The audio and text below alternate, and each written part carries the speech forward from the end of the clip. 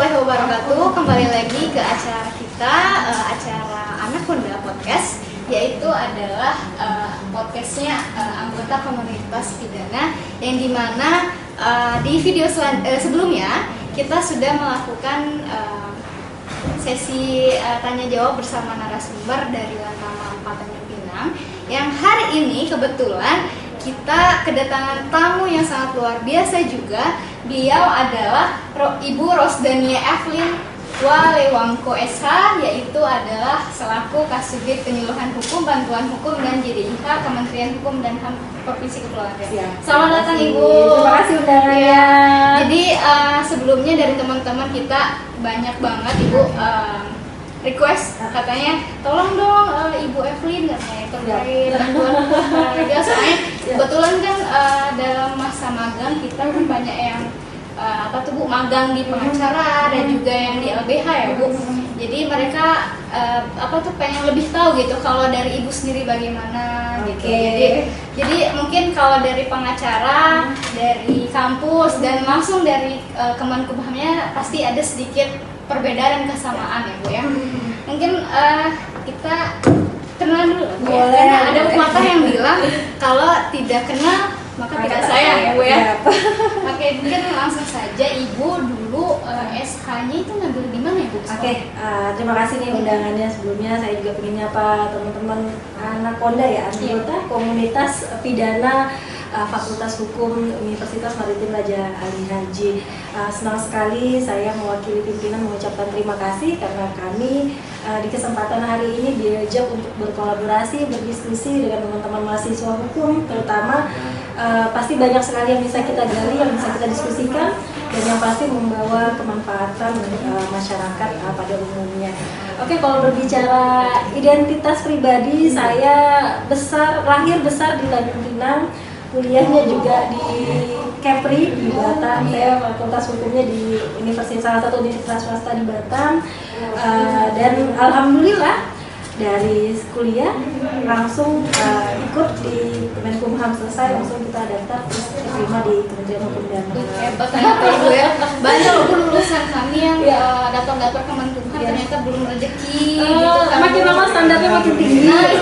Tapi insya Allah kalau rezeki nggak terbatas. Tapi bisa nanti dibantu-bantu. Ya, kita bisa diskusi apa aja tips dan triknya. Jadi anak-anak hukum umrah nih khususnya Bu ya, bisa lah nanti ya Bu ya dibantu-bantu sama Ibu Evelyn ya.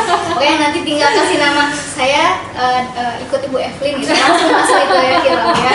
Tetap harus kita sesuai dengan prosedur. Tapi untuk diskusi kami sangat-sangat membuka ruang karena memang berharapnya banyak sekali anak-anak putra daerah yang bisa berpartisipasi dan bersama-sama dengan pemerintah untuk memajukan daerahnya sendiri. Oh iya, terima kasih banyak ya Bu sudah datang. Oh ya, kebetulan kalau nggak salah angkatan kami kan dari angkatan 2016 ya Bu. Ada yang magang juga ya di namanya Oka. Iya benar, banyak sekali sebenarnya mahasiswa umrah yang magang di Kumham di Kadil Kepri. Salah satunya yang disebutin tadi Mbak Oka. Dan kami memang sangat mengapresiasi kalau ada mahasiswa magang kita libatkan dalam semua kegiatan seperti Oka kemarin itu. Pas sekali dengan kegiatan event akbar lomba Kadarkum tingkat provinsi. Nah itu juga kita berdayakan karena harapannya ketika magang inilah teman-teman belajar bagaimana dunia kerja, dan ketika nanti lulus itu bisa diimplementasikan, tidak kagok lagi ketika berhubungan dengan teman-teman tapi dalam lingkup dunia kerja. Iya, kemarin juga Oka sempat tanya-tanya gitu ya, enggak kok bisa gitu magang di Kemenkumham gitu. Karena pribadi saya sendiri kan saya pikir nggak bisa gitu kan untuk magang di sana gitu. Ternyata Oka bisa, jadi ada sedikit sharing dengan Oka gitu. Ternyata orangnya ramah-ramah, katanya enak seperti keluarga, sampai saat ini juga masih sering kenalan gitu kan Bu.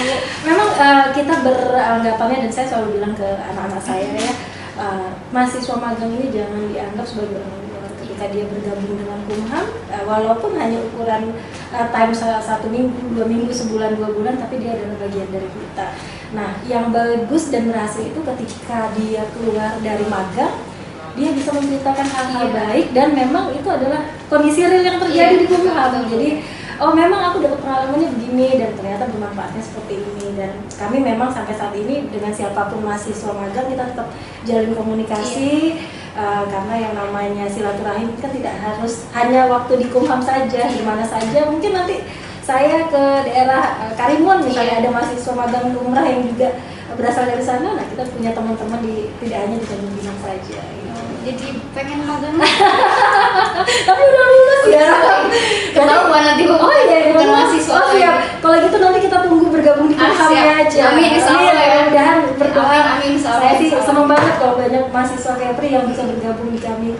Karena satu pasti sudah mengetahui kondisi geografis Kepri, dan yang kedua kearifan lokalnya juga pasti sudah lebih memahami, dan ini bagus sekali untuk kegiatan-kegiatan yang sifatnya pengabdian ke masyarakat dan pelayanan ke masyarakat yang bisa kita bagi menyesuaikan dengan kultur di daerahnya. Saya luar biasa ya, segitu aja saya langsung kayak mau magang lagi gitu ketemu Ibu Evelyn, karena kita ngobrol baru sebentar aja itu merasa semangatnya tuh naik lagi. Amin. Ya mungkin teman-teman juga mulai langsung penasaran gitu sebetulnya Ibu Evelyn ini di Kemenkumhamnya bagian Kasubit itu seperti apa gitu. Oke. Boleh saya ceritakan sedikit ya tentang tugas dan fungsi saya. Baik teman-teman, saat ini saya menjabat sebagai Kepala Subbidang Penyuluhan Hukum, Bantuan Hukum, dan JDIH.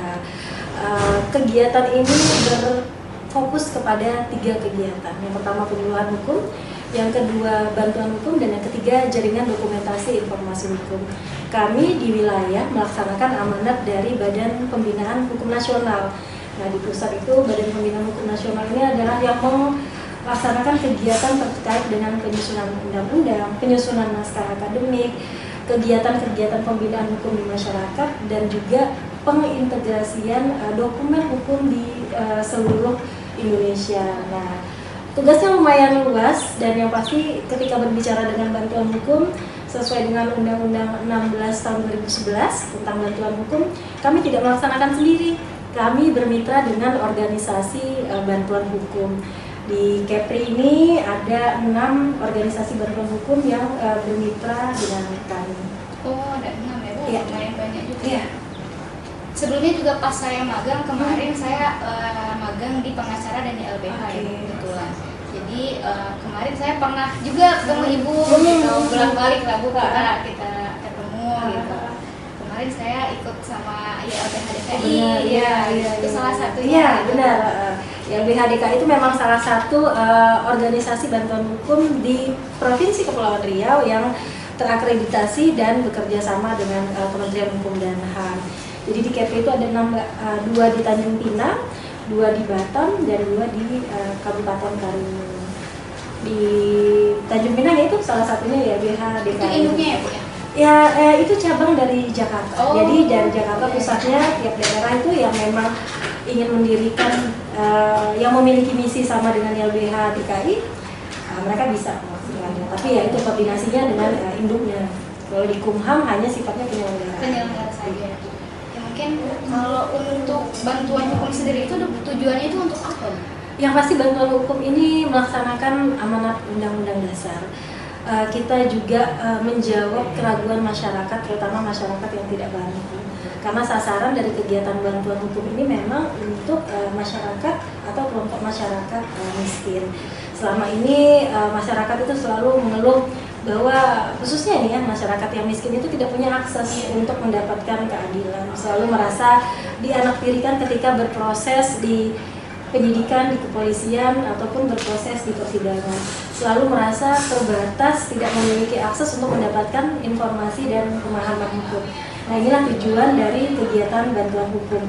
Kami benar-benar menyasar masyarakat yang tidak mampu untuk didampingi dan diberikan pemahaman hukum seluas mungkin, namun tidak dalam kapasitas membenarkan yang salah.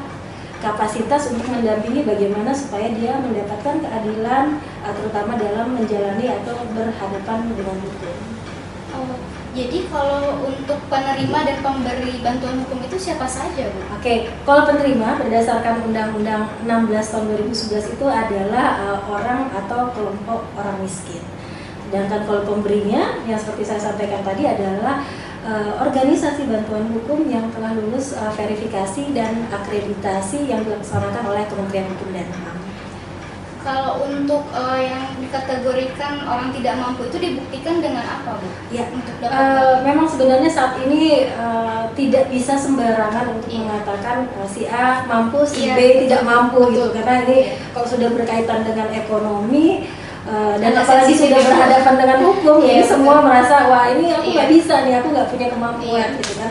Nah memang iya, kalau berdasarkan Undang-Undang 16 2011 ini harus dibuktikan melalui surat keterangan tidak mampu. Tidak hanya surat keterangan tidak mampu, seandainya dirasa di daerah tersebut ada hambatan untuk mendapatkan SKTM, maka bisa mendapatkannya melalui kalau memang tidak mampu dia pasti punya BPJS yang dibayarkan oleh pemerintah. Nah itu juga bisa dijadikan tanda atau dokumen untuk menggantikan surat keterangan tidak mampu. Ataupun kalau seandainya masih tidak bisa lagi, bisa menghubungi kepolisian ataupun rumah tahanan tempat dia ditahan. Rumah tahanan, kepolisian, kantor pengadilan itu bisa mengeluarkan SKTM. Kalau seandainya memang SKTM yang dikeluarkan lurah atau desa itu tidak dapat, karena biasanya seperti ini nih kondisinya, banyak sekali yang berhadapan dengan hukum itu ketangkep ya, ketangkep. Misalnya kita berbicara tentang curanmor nih, dihabisin dari tubuh masa ini udah nggak tahu di mana baju, nggak tahu di mana dompet. Nah jadi dibawa ke kantor polisi nggak ada pasti KTP untuk mengurus SKTM-nya. Nah ini bisa dikeluarkan dari lembaga-lembaga tersebut dan OBH-nya pun juga bisa mengeluarkannya. Jadi sangat dipermudah ya, Bu? Sangat dipermudah dengan catatan memang tidak memiliki dokumen-dokumen yang dipersyaratkan. Tapi kalau misalkan ternyata kejadiannya seperti yang tadi Ibu bilang, ternyata pas keluarganya datang, ternyata dia orang mampu, itu bagaimana, Bu? Itu bisa dibatalkan, Mbak. Oh, bisa dibatalkan. Jadi memang ketika kita melakukan kegiatan bantuan hukum bermitra dengan OBH, tidak ketika dia mendampingi langsung kita bayar, tidak. Kita membayarnya itu setelah dia dinyatakan inkrah. Jadi setelah putusan? Setelah putusan atau setelah penyidikannya masuk ke P21 dilimpahkan ke kejaksaan, nah itu baru bisa dibayarkan. Jadi kalau misalnya masih proses sidang, masih pemeriksaan saksi, nah itu belum bisa untuk diajukan reimbursement seperti itu. Jadi dikerjakan dulu, didampingi dulu, baru diklaim melalui Kumham. Selain itu untuk kegiatan bantuan hukum ini apa saja, Bu? Kegiatan bantuan hukum ini ada dua sebenarnya. Yang pertama itu dalam bentuk litigasi. Litigasi itu meliputi penyidikan dan persidangan. Tidak hanya di pidana saja, tidak hanya di pengadilan negeri saja, kita juga bisa di perkara perdata, perkara tata usaha negara. Nah itu bisa jadi pidana, perdata, tata usaha negara. Cuman kalau boleh bercerita sedikit di Kepri, memang saya melihat selama kepemimpinan saya sebagai Kasubdit Penyuluhan Hukum Bantuan Hukum JDIH, rata-rata sih memang pidana. Pidana itu rata-rata yang mendominasi proses klaimnya. Nah, terus yang kedua, kita juga ada dalam bentuk yang seperti saya sampaikan tadi, penyebarluasan informasi hukum kepada masyarakat. Kita ada penyuluhan hukumnya, pemberdayaan masyarakatnya, terus juga ada drafting dokumen hukumnya, konsultasi hukum, investigasi perkara, mediasi, negosiasi, dan juga penelitian hukum. Makanya saya senang sebenarnya kalau ada mahasiswa yang bergabung ke LBH, karena bisa berkolaborasi untuk membuat penelitian tentang bantuan hukum. Dan hasil penelitian teman-teman inilah yang nanti menjadi bahan diskusi kami di pusat untuk mengeluarkan regulasi-regulasi yang terkait dengan bantuan hukum gitu loh. Nah, cuman inilah yang mungkin belum tersosialisasi dengan baik. Masyarakat selalu berpikir bantuan hukum hanya proses ketika di penyidikan dan persidangan, dan mungkin juga teman-teman mahasiswa juga masih berpolanya terkait dengan bagaimana kita bersidang, bagaimana kita pergi ke kepolisian. Nah, inilah sebenarnya banyak hal-hal yang kalau bisa kita cegah, kenapa kita tidak cegah dulu sebelum sampai ke tahap-tahap APH. Apalagi sekarang Indonesia sedang getol nih, sedang gencar mengedepankan prinsip restoratif justice kan. Nah, ini yang sedang kami coba galakkan juga terkait dengan jangan sampai perkara itu kalau masih sifatnya perkara sederhana masih bisa diselesaikan jangan masuk ke karena memang kalau boleh cerita, kapasitas Sultan dan lapas kita juga sudah luar biasa. Jadi kalau memang ini adalah hal-hal yang bisa kita selesaikan di tataran masyarakat dengan tidak melawan hukum, tidak melanggar hukum, dan memang juga dianjurkan oleh pemerintah kita. Kenapa tidak kita coba dulu untuk merangkul dan menyelesaikan? Kita selesaikan secara kekeluargaan lah kalau kita prinsip kita ya. seperti dulu ya. Iya. Tapi ya itu kekeluargaannya tidak melanggar hukum. Betul. Terkadang kan masih kalau untuk di daerah-daerah seperti Padang atau Sumatera Utara itu masih menganut hukum adat ya. Benar, itu, benar. menurut Ibu lebih efektifkah atau bagaimana, Bu? Saya boleh sharing ya. Iya. Di Nusa Tenggara Timur, saya punya pimpinan itu saat ini sedang menggalakkan kegiatan pemberdayaan hukum masyarakat, salah satunya melalui paralegal. Dan paralegal yang dicoba untuk diberdayakan adalah dari masyarakat adat. Nah, itu juga sebenarnya luar biasa kalau seandainya kita bisa menggandeng masyarakat adat, tidak hanya dari segi melestarikan sejarah budaya, tapi juga bagaimana masyarakat adat ini bisa Lebih paham ya, Bu? ya, lebih paham dan juga akhirnya bisa mengedukasi masyarakat di sekitarnya gitu loh. Karena tidak semua punya kesempatan seperti kita bisa duduk di bangku kuliah lah kalau dibilang ya. Nah, inilah perannya masyarakat kita supaya dengan pemahaman yang dia dapat dari orang-orang yang benar-benar memahami dan bidangnya bisa mengedukasi masyarakat lainnya. Harus orang yang dengan bidangnya, Mbak. Jangan dari melihat Mbak Google. Nah, ini yang biasa salahnya di sana. Salah sumber kan, Bu. Kita bukan mau untung jadi buntung. Benar. Nah, jadi kalau mau di-share ke masyarakat ya memang hal-hal yang sudah pasti dan dapat info dari orang-orang yang memang paham dan mengerti. Saya pun kalau baca di internet ya, Bu, orang-orang netizen lah, Bu, kalau bahasa anak sekarang ya, Bu, terkadang mereka jadi orang hukum tiba-tiba gitu, Bu, nggak tahu aturannya dari mana ya. gitu, iya, aturan hukumnya dari mana, langsung ngasih tahu orang, udah harusnya begini. Saya terkadang sebagai anak hukum ya, Bu, jadi geremetan gitu, ini gitu ya, Bu ya. Benar-benar ya, itu yang memang kami juga rasakan. Dan saya sih berharapnya sebenarnya harus kita apresiasi karena sudah punya keberanian untuk memberi nasihat ke orang-orang terdekatnya. Namun ya benar niatnya baik. Namun caranya ilmunya yang harus sesuai dengan koridor hukumnya, jangan malah nanti buat masalah lagi gitu kan. Dan yang satu bermasalah jadi 3 akhirnya yang terdampak. Ngasih tahu tuh yang betul gitu, ini ngasih taunya mungkin niatnya baik, tapi ya jadi kemana-mana kan jadi merepotkan orang, bukannya nolong jadi ya jadi untung ya. Itulah, Bu, jadi ya semoga sih netizen yang nonton ini bijak lah ya, Bu ya, dalam apalagi dalam menggunakan jempolnya masih info tuh yang lebih valid gitu ya, Bu ya, sesuai dengan aturan. Sekarang bukan mulutmu harimau lagi ya, jempol jarimu ya, harimau. Dan bahaya untuk bantuan hukum sendiri untuk penyelenggaraan selama 2 tahun terakhir itu bagaimana, Bu? Alhamdulillah di Kepri sudah baik. Saya tidak bilang sangat baik, tapi saya bilang baik. Ada peningkatan di tiap tahunnya.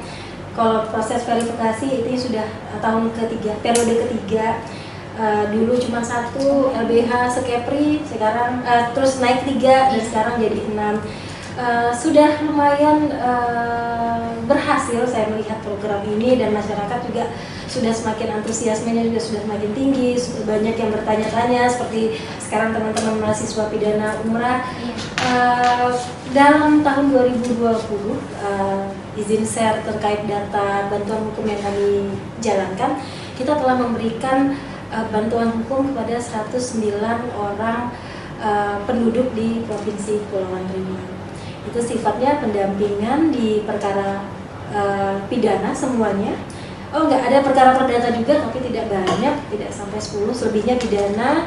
Dari 109 itu, 109 orang itu ada sekitar 45 yang didampingi di penyidikan saja, dan sisanya di penyidikan dan persidangan. Jadi bisa di penyidikan saja didampinginya, nggak harus sampai ke persidangan. Kalau misalnya dia merasa saya sudah cukup di penyidikan, silakan. Atau kalau dia merasa saya tetap butuh nih bantuan dari pengacara, naik ke persidangan, itu lebih baik. Itu untuk tadi kan yang Ibu bilang untuk klaim itu kan kalau misalkan memang sudah inkrah dan atau memang berkasnya sudah dinaikkan ke kejaksaan. Kalau hanya sebatas di penyidikan itu bagaimana, Bu? Kalau penyidikan itu berarti sudah keluar surat perintah penahanannya. Nah, itu sudah bisa dibayar. Oh, sudah bisa diklaim ya, Bu? Iya, sudah bisa diklaim pembayarannya. Kalau untuk 109 orang ini itu untuk semua LBH atau cuma satu LBH? Semua LBH, 6 LBH. 109 ini kita bagi untuk 6 LBH. Ya, pelaksanaan kegiatan. Kalau untuk LBH-nya sendiri itu yang 6 itu Bu, itu apa saja Bu? LBH 6 tuh di Kepri itu ada 3, 2 di Batam. Di Batam itu ada LBH Anissa dan juga satu lagi LBH Mawar Sarang Batam.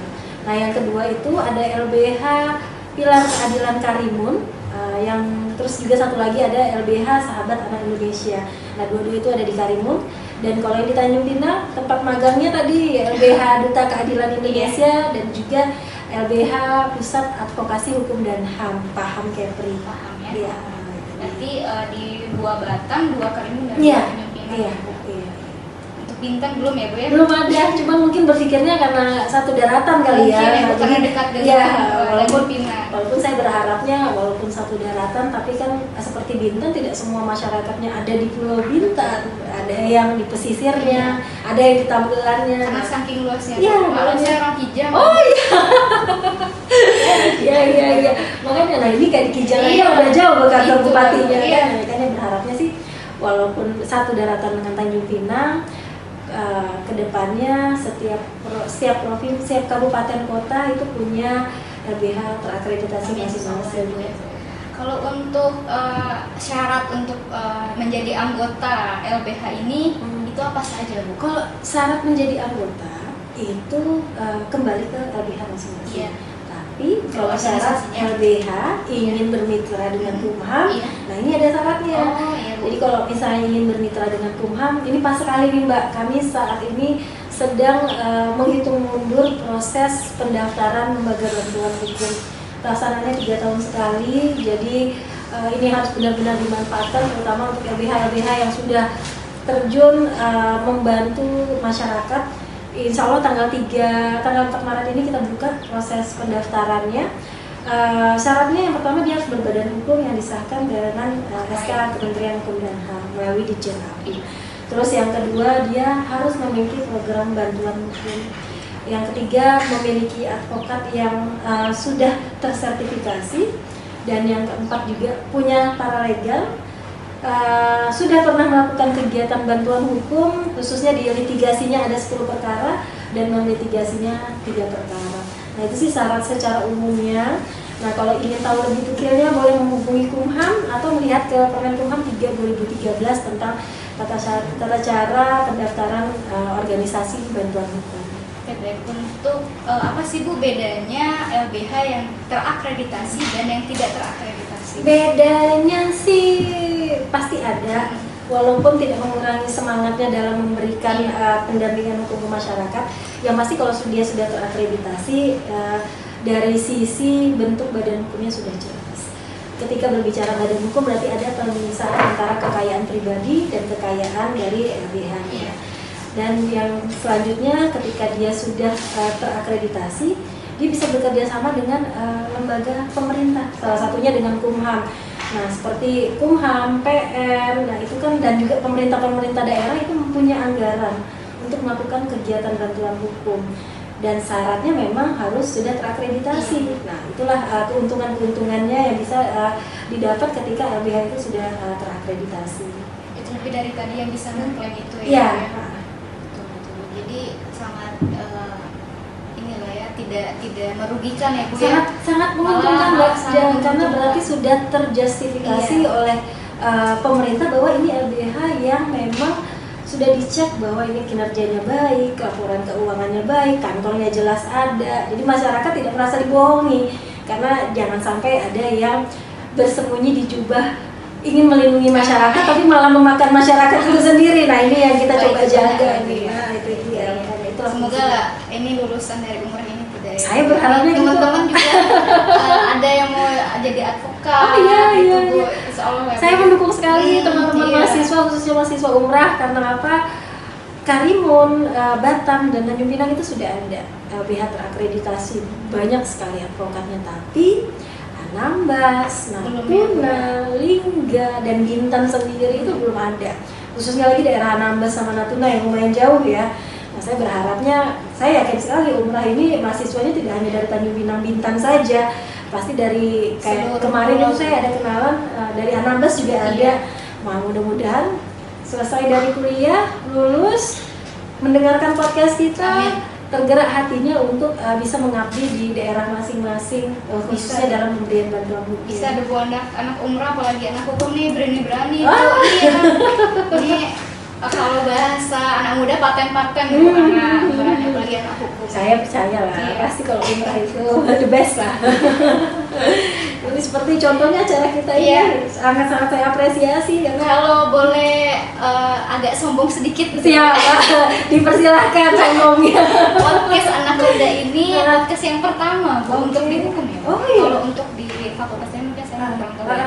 Tapi kalau untuk di hukum sendiri ini baru Iya. pertama kali. Oke. Malah untuk apa tuh jurusan yang lain mau juga Iya, iya. membuat podcast ini, berarti kita Berhasil, memberikan iya.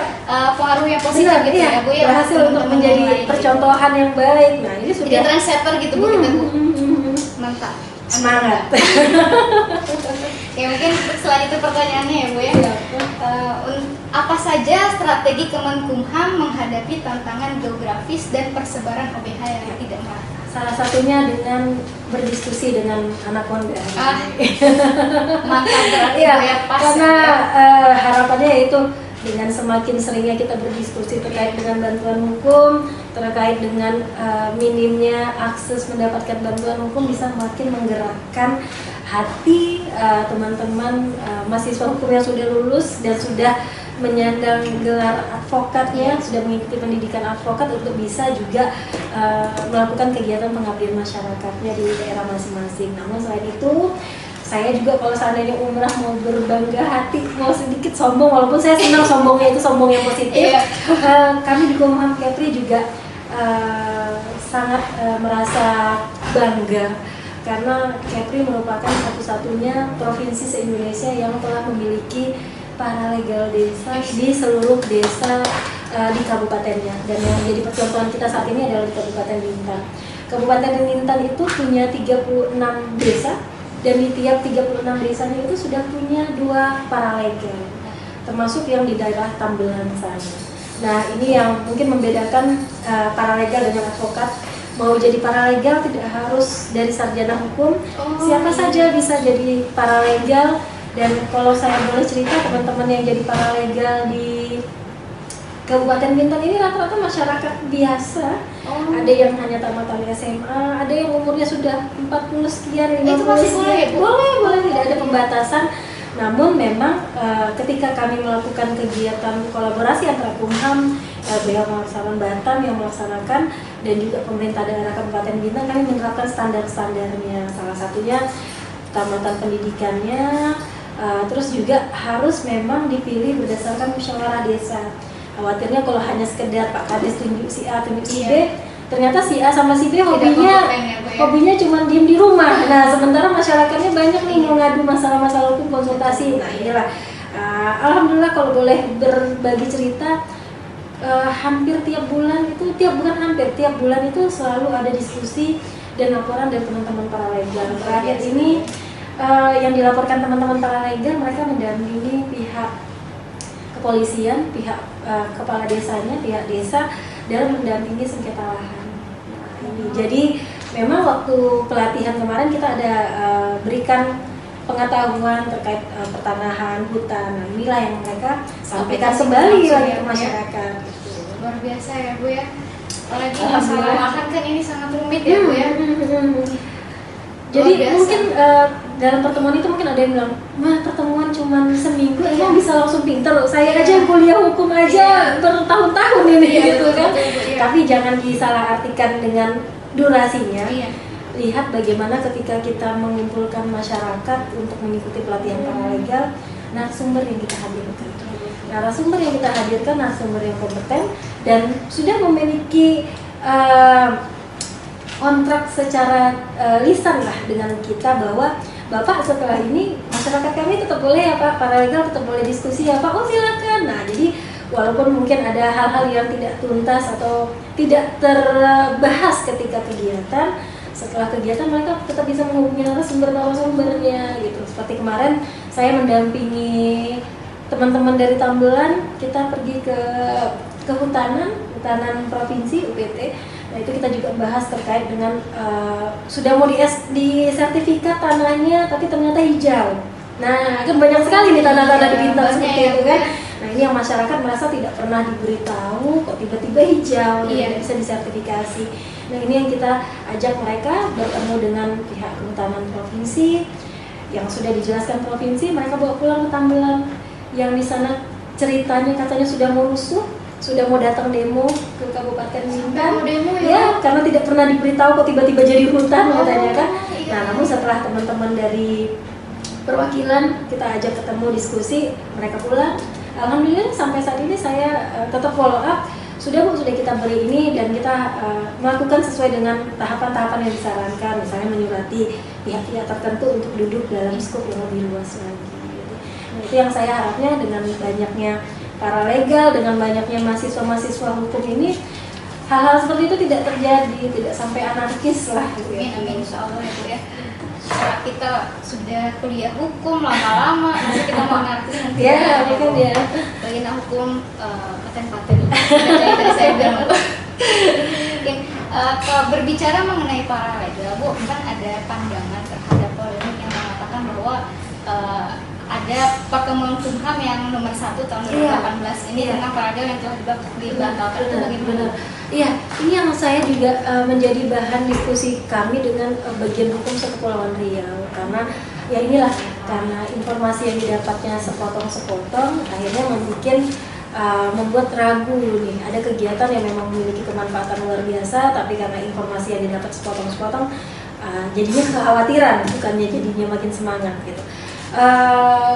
Terkait dengan Permen Kumham 1 tahun 2018 tentang paralegal sebagai pemberi bantuan hukum, memang sempat dan pernah diajukan untuk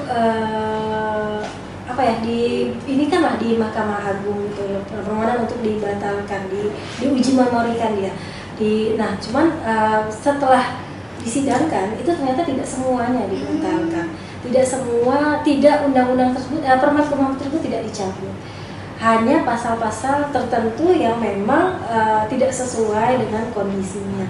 Pasal-pasalnya apa? Di Permen Kumham tersebut disebutkan bahwa paralegal bisa mendampingi di persidangan. Nah ini yang diajukan untuk judicial review, di judicial review sama teman-teman advokat, karena memang tidak gampang, tidak sembarangan. Sedangkan kita mahasiswa hukum ikut ujian advokat aja belum tentu sekali langsung lulus. Nah ini paralegal yang baru dilatih seminggu berapa hari kok udah tiba-tiba mau berhadapan dengan ruang persidangan. Kadang hakim kan minta surat itunya kan BA-basnya itu. Benar.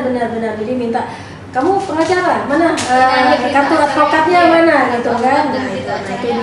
Nah itu yang diajukan judicial review oleh teman-teman advokat Indonesia.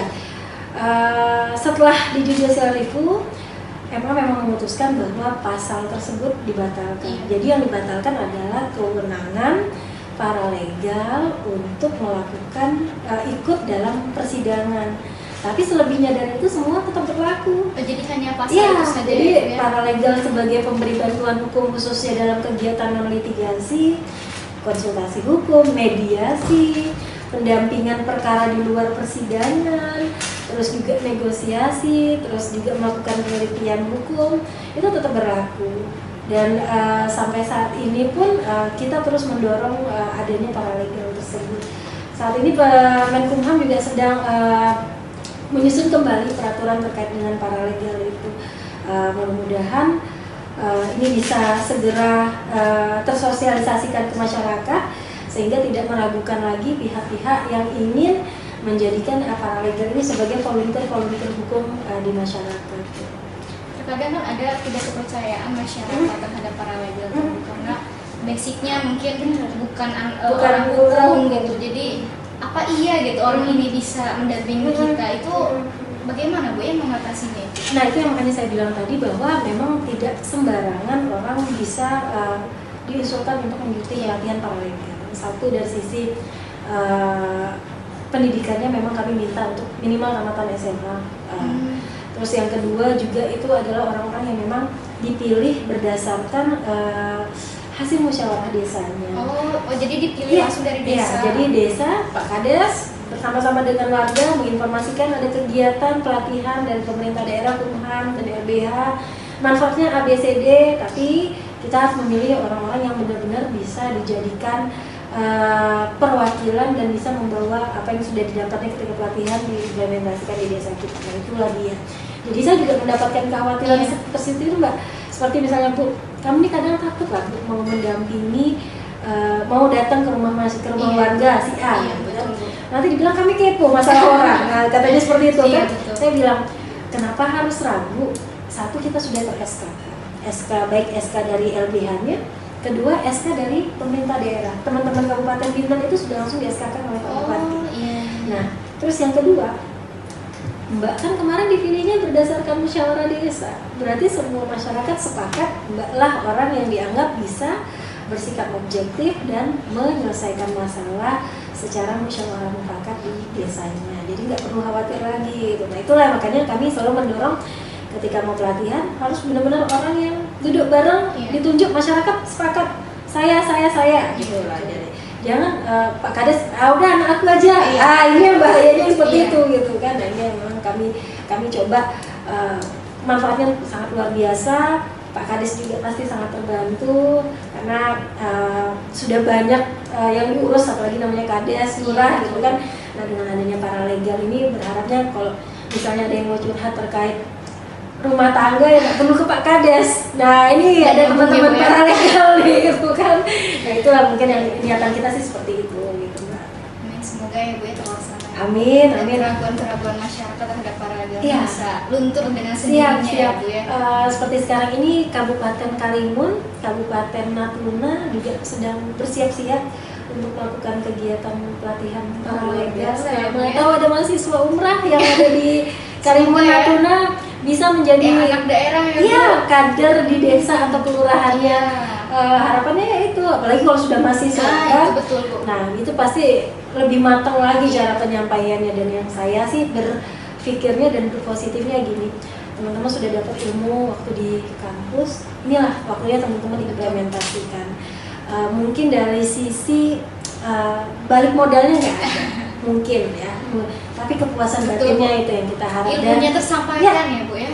Dan yang pasti doa dari orang-orang yang kita tolong. Nah, itu yang kita tidak tahu, mungkin kedepannya memudahkan jalan kita yang selama ini mungkin hanya berani ngomong di kampus, hanya secara teori menyusun draft mediasi. Nah, ini bisa langsung dipraktekkan di desa atau kelurahan. Ada juga Bu mahasiswa kami, teman-teman kami itu Bu yang memang masih mahasiswa tapi mereka sudah mau membantu masyarakat dan ilmunya suatu luar biasa di jalur navigasi yang tadi Ibu bilang, dia mau untuk terjun, dia mau untuk membantu orang-orang yang memang dalam segi perekonomiannya tidak mampu. Itu saya aja yang dengarnya salut saya, terharu gitu lihatnya. Dia memang di saat mahasiswa lain lagi main Mobile Legends ya. Malah teman-teman udah lah biar itu kan ada ini kembali ada ke LBH gitu. Kan LBH ada, tinggal ke LBH aja. Ternyata dia udah nggak apa-apa, dia minta tolong. Ya udah kenapa enggak, kita punya ilmu. Nah, itu sangat biasa. Itu umrah ya, mahasiswa umrah ya. Mahasiswa umrah Bu. Kebetulan dia sudah alumni sekarang. Salut, angkat 2 jempol dengan mahasiswa-mahasiswa yang tidak hanya berpikir untuk masa depannya, tapi juga membantu masyarakat lingkungan sekitarnya. Itu luar biasa. Sangat luar biasa itu, alhamdulillah Bu. Ternyata anak umrah ini hati nuraninya sangat saya yakin kalau itu apalagi dosen-dosennya luar biasa nih. Apalagi dosen pidana Bu Heni ya. Oh siap. Oke, selanjutnya ya Bu ya. Untuk paralegal sendiri Bu, apa saja sih yang sudah dilakukan untuk paralegal selain dari yang tadi Ibu sebutkan untuk paralegal di Bintan ya? Paralegal personnya ya, berarti yang sudah dilakukan kegiatannya ya. Banyak Mbak, kemarin itu ada yang membuatkan draft mediasi dan memediasi kasus laka lantas di desanya, mungkin tidak parah dan memang sepakat untuk mediasi. Nah, ini dibuatkan draftnya karena masyarakat kita ini kan kadang sudahlah gitu, tapi kan nanti ada yang panas-panasin nih tetangganya nih kan, aku masa aku gitu aja, kalau aku minta ini nih gitu kan. Nah inilah fungsi teman-teman paralegal mendokumentasikan sesuai dengan dokumen hukumnya seperti apa. Ada juga kemarin kita teman-teman itu cerita mediasi kasus yang disangkakan pencabulan anak. Ada juga. Nah kasus pencabulan anak itu ceritanya sih katanya dugaannya si A ini melakukan pencabulan ke anaknya. Namun setelah diajak duduk bareng, si anak juga bercerita karena kebetulan yang disangkakan dicabul ini, korbannya ini yang disangkakan jadi korban ini sudah besar, sudah umur sekitar 15 tahun. Namun kan berdasarkan undang-undang perlindungan anak tetap di bawah umur gitu kan.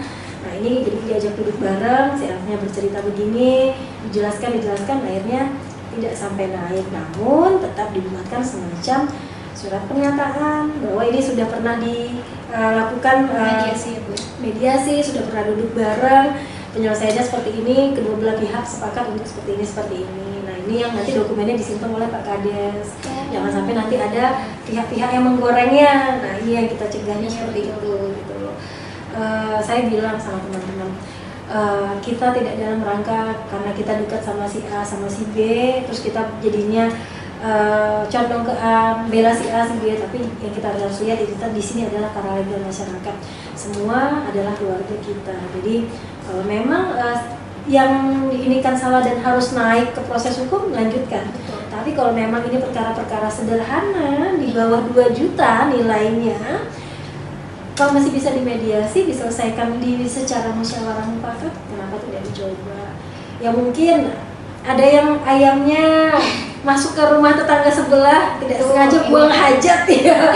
Nah ini akhirnya jadi ngamuk. Itu terlalu nggak seperti itu sampai mau dinaikkan. Ya, gitu. cuman kan kadang namanya emosi ya. Nah jadi kan apalagi sih udah tahu ini kan ada hukumnya, ini bisa ini. Nah itu yang kita mencobanya seperti itu, karena ketika berurusan dengan hukum pun tidak hari ini selesai, banyak sekali tahapan yang harus dilewati. Jadi untuk apa mempercapek diri sendiri untuk hal-hal yang sebenarnya bisa kita selesaikan secara kekeluargaan dan musyawarah seperti itu. Karena memang banyak ya masyarakat sekarang yang tetangganya kucingnya masuk aja dia nggak terima gitu, sampai udah saya laporin ini udah mengganggu ini. Udah mengganggu. Masih banyak urusan-urusan lain ya Bu ya. Kadang terprovokasi dengan seringnya melihat media-media sosial. Itu ya tadi yang saya bilang Bu, yang orang-orang tiba-tiba langsung jadi orang hukum. Jadi terprovokasi dengan media sosial. Oh katanya ini bisa dilaporkan. Mau coba laporkan. Nah, ini yang kita harus sama-sama edukasi masyarakat. Teman-teman mahasiswa saya berharap sekali, apalagi kemarin beberapa kesempatan Pusat Kajian Bantuan Hukumnya Umrah juga sudah komunikasi dengan saya, ada wacana Umrah ini akan memiliki pusat kajian bantuan hukum. Insya Allah Bu. Nah, saya berharapnya teman-teman mahasiswa ini semuanya bisa bergabung di sana dan bisa membesarkan Umrah dari sisi pengabdian masyarakat melalui jalur hukum, melalui litigasi ini gitu. Amin. Ya, mudah-mudahan kami tunggu. Soalnya dari Kumham siap untuk diajak diskusi kapanpun. Apa yang mungkin menjadi keraguan, sama-sama kita coba cari jalan keluarnya, karena berharapnya Umrah bisa menjadi pionir pusat kajian bantuan hukum di Kepri. Fakultas hukum banyak di Kepri, tapi yang memiliki semangat pengabdian masyarakat ini yang sedang kita coba nih, siapa nih. Nah, mungkin Umrah bisa menjadi pendobraknya. Mahasiswa terkadang banyak yang masing-masing kan Bu, udah saya udah lulus ya udah gitu kan, udah gitu aja urusan aja masing-masing. Iya. Insya Allah Bu, mahasiswa hukum tidak seperti itu. Amin. Bagian Umrah ya, amin. Mungkin untuk menjadi paralegal sendiri Bu, itu syaratnya apa saja Bu? Kalau yang pasti dia harus direkrut, paralegalnya ada 2, paralegal dari sisi paralegal masyarakat atau paralegal pemberi bantuan hukum. Biasanya kalau paralegal dari sisi pemberi bantuan hukum yang tergabung di LBH, yang mereka datang sendiri ke LBH itu menyesuaikan dengan persyaratan dari LBH masing-masing. Ada yang mungkin masih mahasiswa sudah diterima, atau mungkin yang baru fresh graduate juga sudah diterima. Nah, itu kami kembalikan ke LBH masing-masing. Tapi yang pasti dia harus warga negara Indonesia, itu pasti. Itu yang pertama. Terus yang kedua memang memiliki semangat pengabdian masyarakat. Dan yang yang harus sama-sama sepakati ketika berbicara paralegal masyarakat yang dari desa dan dari kelurahan itu tidak dibayar secara profesional. Tidak ada anggaran yang harus ketika mendampingi konsultasi hukum berapa juta gitu, tidak. Jadi memang sifatnya disesuaikan dengan kemampuan desa atau kelurahan, namun yang paling penting adalah itu sifatnya tidak mencari keuntungan. Sifatnya adalah benar-benar pure menjadi volunteer di masyarakat. Jadi penolong ya. Iya. Terus saya bilang tadi Mbak, kalau kita baik sama orang, doa orang juga pasti balik ke kita, dan doanya juga pasti doa yang baik-baik gitu. Karena kan ada pepatah bilang ya Bu, apa yang kita tanam itu lagi. Ya benar. Berlaku tuh hukum tabur tua ya. Insyaallah lah Bu. Banyak banget apa tuh namanya, pas kemarin saya magang pun banyak banget saya tanya ke teman-teman kolega, abang dikasih apa gitu. Saya iseng-iseng ya nanya kan Bu. Kalau untuk di sini sih tidak dipatok berapa. Ya karena memang kami paralegal, apalagi kan LBH. Ya, tapi saya dari jamin yang tergabung sebagai paralegal dengan teman-teman yang fresh graduate pasti lebih matang yang sudah jadi paralegal. Pasti Bu, karena dia langsung diterjun lapangan. Iya, kan? jadi ikut di pos bakumnya Betul, pengadilan, iya. ikut melihat bagaimana proses sidang. Nah, kalau kayak kita teman-teman mahasiswa ini kan mungkin ke PR-nya sekali-sekali. Betul. Nah, tapi ketika dia menjadi bagian daripada LBH, mau tidak mau itu menjadi rumah keduanya. Jadi pengadilan. gengges sama orang PN ya Bu. Ya, dan mungkin saja dari situ Iya. jadi jalur Iya, betul. untuk mendapatkan pekerjaan nantinya kan, ibaratnya informasi Nama lebih duluan tahu. Benar. Saya pun kemarin pas saya kan di paralegal di LBH itu saya bolak-balik ke PN gitu. Jadi sama orang PN jadi kenal Iya, gitu, ke PA juga iya. gitu. Saya kemarin jadi orang PA jadi agak sedikit kenal gitu. Jadi keuntungan selalu luar biasa dengan pengacara-pengacara membentuk diri kita. Betul Bu, betul. Mungkin kalau mahasiswa kan merasa masih malu Iya. ngobrol. Nah, ketika Jadi, kita sudah ketika terasa pede itu jadi ada gitu, Bu, ya. Dan ketika berbicara sama teman-teman yang lain juga ada hal yang bisa kita banggakan, tidak dalam kapasitas menyombongkan Iya. ya, tapi ya ini loh kami memang sudah terjun Iya. untuk membantu masyarakat. Ada hal yang diseringkan gitu. Ternyata di teori dan di praktek tuh Ya. ada sedikit perbedaan. Nah, ada yang harus disesuaikan nih Iya, kondisinya. iya. Betul. Mungkin sedikit lagi ya Bu, pertanyaan Boleh. kita ya Bu, ya, karena waktu juga. Harapan terkait penyelenggaraan bantuan hukum di Kepri apa Ibu? Harapannya tidak muluk-muluk, harapannya setiap setiap kabupaten kota punya LBH terakreditasi. Insya Allah ya, Bu, ya. Berharapnya setiap LBH terakreditasi punya paralegal desa dan kelurahan. Setiap mahasiswa hukum yang mungkin belum memiliki pekerjaan yang tetap bisa bergabung ke LBH, bisa mengabdikan dirinya sambil menunggu proses pekerjaan yang lainnya, dan yang pasti berharapnya semakin lama semakin sedikit proses klaim yang diajukan ke Kumham. Kenapa? Kalau semakin dikit kan berarti tingkat pelanggaran hukumnya makin rendah. Kalau makin banyak laporan pro bononya, saya makin berarti ini banyak tingkat kriminalitas di Kepri ini berarti tinggi. Tapi kalau semakin rendah laporan di masyarakat, ini Bu bisa kita selesaikan mediasi. Ini Bu sudah saya konsultasi, saya berikan konsultasi kalau misalnya kamu mau membicarakan terkait waris, nah ini step-stepnya seperti ini. Kalau pernikahan di bawah umur nanti harusnya seperti ini. Nah, saya berharapnya dengan pendidikan dan edukasi seperti itu tidak banyak masalah hukum yang harus naik ke pengadilan, tapi selesai dengan baik dan juga tidak melanggar peraturan perundang-undangan yang berlaku. Tingkat keegoisannya lah Bu ya ditekankan agar tidak masuk gitu. Iya, Bu. supaya egoisnya Iya. rendah, ya memang masyarakat edukasinya juga harus Nah, semakin itu gencar. Jadi Dengan sangat penting paralegal ternyata ya Bu. siap. Insya Allah saya Bu mau jadi. Boleh. Masuk mau. Boleh, itu tempat Iya. LBH di kemarin Iya. pasti mau. Boleh. Soalnya saya juga komunikasi nih. Ini Kepri banyak mahasiswa Iya. hukum.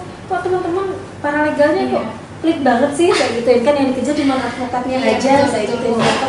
Iya Bu, soalnya kadang mahasiswa ini kalau sudah lulus maunya langsung jadi sekelasnya yang tangannya gini-gini itu Bu, katanya kayak gitu. Iya katanya gitu, jadi mereka nggak mau gabung di LBH katanya. Ini berarti teman-teman LBH-nya kurang sering duduk bareng sama mahasiswa, saya gituin. Coba LBH datang, jelaskan jelaskan gimana program LBH, Iya. undang sebanyak mungkin mahasiswa untuk magang di LBH. Nah, biar mahasiswa itu secara alami mengikuti proses dan niat baik, semangat baiknya teman-teman LBH. Iya, apalagi mahasiswa kan masih semangat ya Bu untuk Iya. teorinya tuh. Saya saya gitu. dulu di umurnya teman-teman, walaupun Iya. sekarang saya masih muda sebenarnya. Masih muda itu kayaknya 15 tahun. Iya. Itu banyak banget korupsinya umur 15 tahun. Senang gitu kalau diajak ikut kegiatan kemahasiswaan, Pemda ngadain kegiatan, kita dilibatkan, itu senang walaupun mungkin capeknya lebih capek Pasti. daripada yang jadi panitia dengan honor yang luar biasa ya, tapi kan ada kebanggaan nih. Dulu ngapain aja waktu di kampus? Iya. Oh, saya ikut ini, saya Iya. ikut ini. Nah, itu yang bisa jadi, dan percaya sama saya itu membentuk karakter. Karakter menjadi karakter yang berani, karakter yang tidak cepat patah semangat. Nah, Wow. saya yakin sekali mahasiswa-mahasiswa yang memang ketika dia ke kampus tidak hanya datang duduk sebelah. Kupu-kupu ya Bu. Kuliah pulang. Iya, oh itu dia. Kalau bahasa dosen saya seperti itu. Masa kuliah pulang. Oke. Katanya gitu, Nah, Bu. saya yakin sekali kalau yang mahasiswa memang benar-benar sambil menyelami dunia kuliahnya dan juga membangun relasi jejaringnya, itu pasti kedepannya bakal lebih gampang, lebih mudah untuk mendapatkan kerjaan yang lebih baik. Walaupun kalau kita berbicara kerjaan saat ini susah, tapi paling tidak dia memiliki banyak komunitas, Skill ya, Bu, ya. teman-teman di sekitarnya yang siap berbagi informasi dengan dia.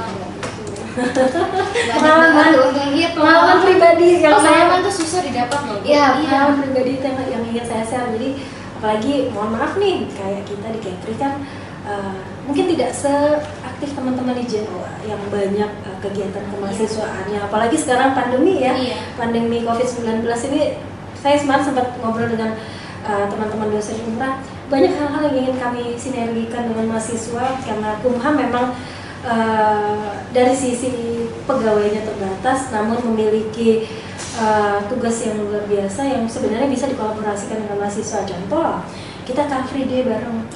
Iya. Mahasiswa hukum bikin mungkin semacam teater hukum, Kumham yang membina. Iya. Nah, itu kan bisa kita lakukan tuh. Atau misalnya kita bikin ruang konsultasi hukum gitu kan, pojok konsultasi hukum di tepi laut. Nah, itu kan juga bisa kita lakukan dengan mahasiswa-mahasiswa hukum. Nah, ini yang sebenarnya karena pandemi juga, dan juga mungkin teman-teman juga perlu sering kita duduk diskusi bareng nih. Jadi tidak hanya terpaku pada buku dan modul, tapi juga bagaimana buku modul kita implementasikan ke lapangan dengan kreativitas kita masing-masing. Agar kita tidak merasa bingung ya Bu. Iya, iya. Ini di teori saya baca di buku ternyata seperti Iya, ini, tapi iya. kok di lapangan seperti Iya, ini gitu ya. iya. Jadi kita lebih tahu sendiri ya. Karena ketika kita di kelas kan kita nggak menghadapi orang Betul. datang nangis-nangis. Betul. Lu gimana ini Iya. kasus saya? Itu Kita negara yang tahu saya. apa yang bilang dosen dan Iya, itu saja yang nah, kita tahu. tapi ketika kita duduk di sana, kita buka pojok kecil, menerima diskusi hukum, konsultasi hukum, empatinya akan terbangun. Itu yang saya harapin. Amin, insya Allah itu agenda kita selanjutnya ya Bu ya. Siap. Lain aja pandeminya segera berakhir. Doain Kalau nggak saja nanti ya, kita Bu, kena ya. ciduk Satpol Iya. PP. Pengumpulan massa soal Itu, itu. Bu. Karena itu memang yang harapan Iya. saya, Mbak. Seperti di pusat pusat perbelanjaan kita kan ada mall di Kepri ini kan banyak, mungkin bisa kita gandeng pemerintah daerah sebulan sekali saja, nggak perlu yang tiap hari duduk nongkrong Iya. gitu, nggak perlu juga sampai sehari, misalnya 2 jam. Harapannya mungkin masyarakat tidak langsung datang mengadu di kesempatan ini, tidak langsung datang berkonsultasi, tapi masyarakat tahu, Iya. oh ini ada wadahnya. umrah loh, mahasiswa hukum umrah yang siap diajak berdiskusi, siap memberikan konsultasi hukum dengan ilmu yang mereka punya. Oh ini ada Kumham loh, Kumham punya program bantuan hukum untuk masyarakat tidak mampu.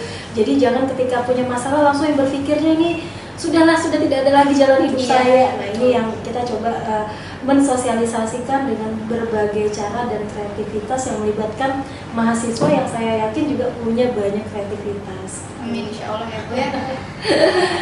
Ada rezeki lagi, ada Siap, waktu lagi, siap, dan siap. COVID ini segera musnah dari muka bumi ini ya Bu. Amin. Itu harapan saya. Harapan kita bersama pastinya ya. Semoga agenda kita selanjutnya bisa terrealisasi. Siap. Saya semangat juga jadi Jadi tapi pingin kuliah lagi ya jadinya. mau magang lagi Bu. S2 ya. Tadi mau magang lagi. Amin, nanti kita tunggu. Amin insyaallah ya Bu. Nggak kerasa loh Bu waktunya Bu. Siap. Oh iya. Iya, udah jam 3 aja. Satu lagi pertanyaan nih Bu. Ya. Harapan Ibu untuk mahasiswa terkait bantuan hukum dan pegawai Bu. Terkait mahasiswa yang Iya. pertama, jangan membatasi diri. Jangan hanya merasa mahasiswa hukum tidak mengerti IT, tidak. Jangan merasa mahasiswa IT tidak perlu tahu hukum, tidak juga. Manfaatkan semua yang teman-teman bisa. Lagi musim TikTok katanya ya. musim banget, Bu. TikTok yang terkait dengan informasi hukum yang teman-teman dapat ketika di kelas di Iya. perkuliahan. Iklan layanan masyarakat 1 menit 2 menit terkait dengan hoax, Iya betul. hate speech, silahkan dibuat pakai kamera dokumenter. Umrah sudah punya podcast, berarti sebentar lagi juga pasti mungkin sudah punya YouTube ya. Iya sudah. YouTube-nya mungkin bisa diberdayakan Iya. tidak hanya sebagai podcastnya, tapi juga iklan layanan Iya, masyarakat, betul. iklan layanan mahasiswa. Nah, iklan layanan hukum mahasiswa Iya, itu juga betul. bisa diinin. Iya. Nah, jadi handphone saya yakin walaupun beraneka ragam tapi pasti kualitasnya hampir-hampir sama Betul, saja. betul. Jadi jangan berpikir harus punya kamera yang speknya apa videografer internasional, nggak usah. Iya, iya. Manfaatin semua yang teman-teman punya. Niatnya untuk membantu masyarakat dan dengan apa yang mungkin kita tidak sadar yang kita lakukan iklan layanan masyarakat misalnya atau podcast ini saja kita berbicara tentang hukum dan masyarakat tergerak hatinya yang awalnya ingin mungkin maaf kata ya ingin mengakhiri hidupnya karena tidak tahu harus bagaimana, tapi ternyata ada podcast ini memberikan terkait dengan ada program Amin, bantuan amin, hukum. insyaallah ya, Nah Bu, ya. ternyata tidak jadi berbuat hal-hal yang negatif. Nah Iya. itu kan hal-hal yang mungkin kebaikan yang tidak langsung kita tahu. Wah aku sudah berbuat baik Iya, untuk si A berpengaruh gitu. signifikan ya, Bu, Tapi ya. kedepannya mungkin ada hal-hal yang membantu kita Iya. dari kebaikan yang tidak nampak ini. Itu aja sih Mbak menurut saya untuk teman-teman mahasiswa. Kami tunggu yang ingin magang di Kumham. Kumham sangat Amin. menyambut sekali. Saya pribadi senang kalau ada mahasiswa yang hadir diskusi duduk bareng, juga senang karena saya juga mau kasih bocoran satu.